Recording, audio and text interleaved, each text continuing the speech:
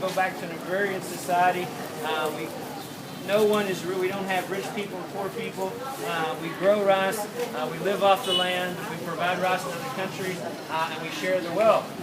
Okay. We get rid of all these Western thought processes about dates and times. We set our own Khmer calendar. We have our own system. We get rid of money. Money is the root of all evil. We'll just get rid of money.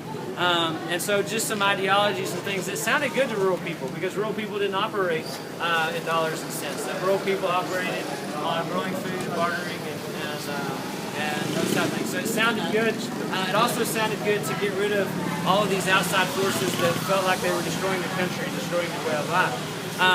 And in theory, it was good. In theory, what he was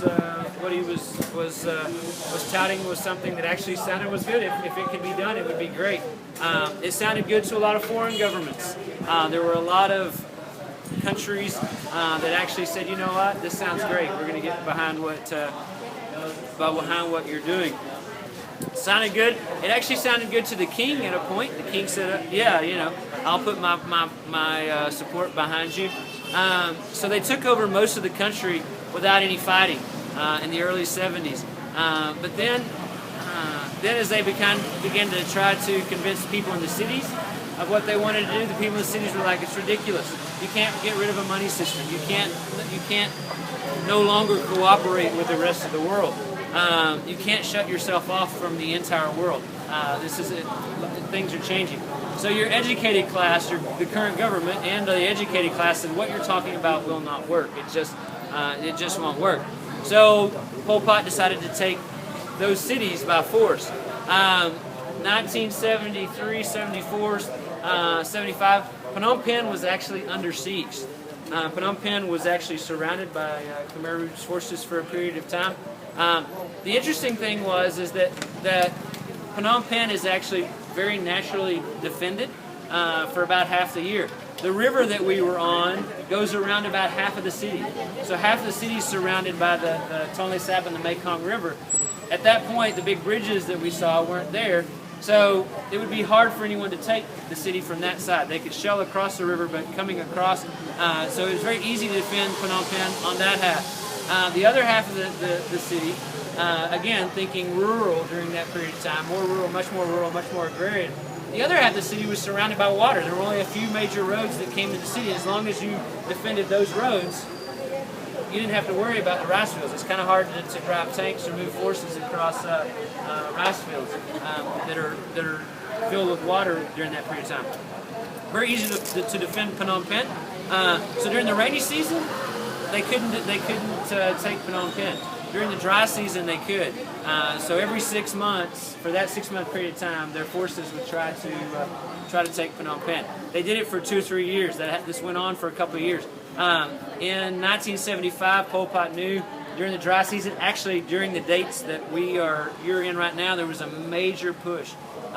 In 1975, February, March, and April, foreign governments evacuated all their people, all of their embassies, and there was a big push by the Khmer Rouge to get into Phnom Penh. April of 1975, the first few days of April 1975 was the final push. They knew they only had 1 month. If they didn't take Phnom Penh by May, it would be an entire another year before they would have the opportunity to do so again. Made a final push. First few days of April 1975, the Khmer Rouge finally broke in, captured Phnom Penh.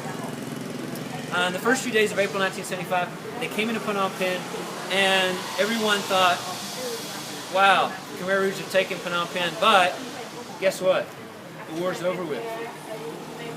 So as the streets that we've been driving down, as Khmer Rouge forces came into the city, as they walked into the city, people at first were like, oh no, we've been defeated, but at the same time were like, guess what? It can't be that bad. The war's over with. They actually cheered the Khmer Rouge forces as they came into the city. You'll see some photos on the inside. They actually, with the photos you see of people clapping and cheering, we're not, hey, we love the Khmer Rouge. That was, we're just glad the war's over. So think of yourselves, April, say the 15th. You're cheering, the war is over with. They've entered the city. Finally, we can rest and relax. All this fighting's over with. There'll be a new government tomorrow, new peace, and we'll go move on with life. That I say was April 15th. You wake up April 16th, You still have to go to work. You've got to earn a living. Mom gets up. She goes to the market. Mom goes to the market to sell vegetables.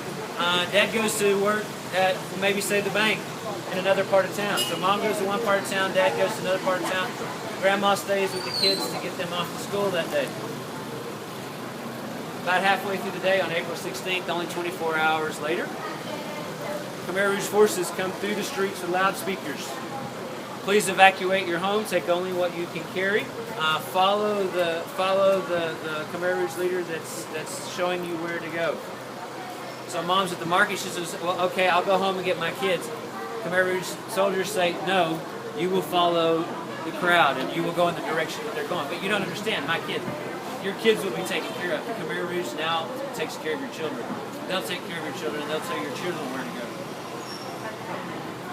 No, you don't understand. I will not leave my children. You are under arrest. You do not question Angkar. You do not question the Khmer Rouge. You either go or you will be arrested. No, I will not leave my children. Okay, you're under arrest. Same thing with dad. Same thing with children. Children were marched out of the city. We'll show you a little bit more inside. When you had people that opposed that, you had people that argued with that, you immediately needed a prison. So we'll step inside.